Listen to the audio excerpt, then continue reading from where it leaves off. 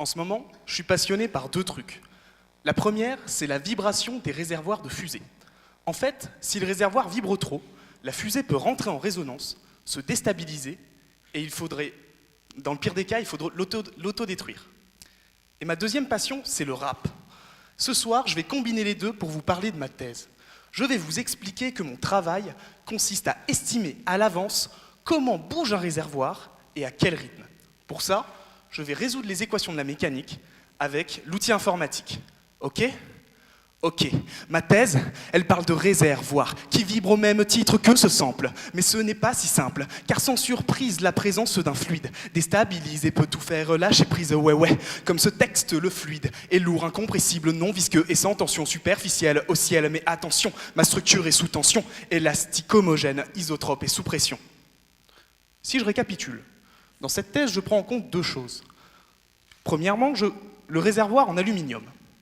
Et deuxièmement, son contenu, le carburant.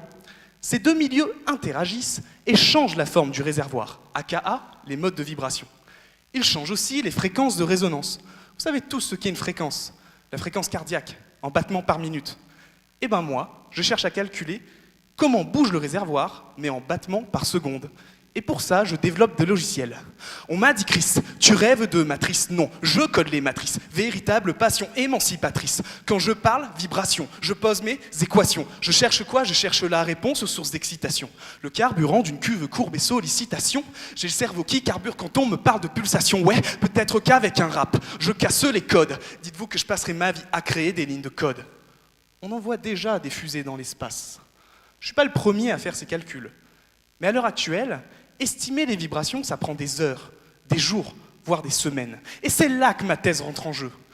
Peut-être que l'une de mes contributions permettrait de calculer en quelques minutes les vibrations.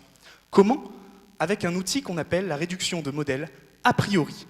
Là où d'autres compressent leurs données après des jours de calcul, eh ben moi, je calcule directement les données compressées à partir de mes équations. En fait, je ne réduis pas les têtes, mais les modèles. Je réduis les systèmes et je soigne les modèles POD, PGD, ROM. On parle de base ou de blase modale ? Je te parle d'information nodale a priori. Je ne sais faire que de l'a posteriori. En théorie, ça demande énormément de solutions. Voilà pourquoi je fais de la réduction a priori. Un prix à payer, j'y consacrerai ma vie. Donc ce soir, si on vous pose la question, il fait quoi le gars qui rappe ? Vous leur direz que 1. Il calcule les vibrations des réservoirs de fusée. 2. Il résout les équations de la mécanique avec l'outil informatique.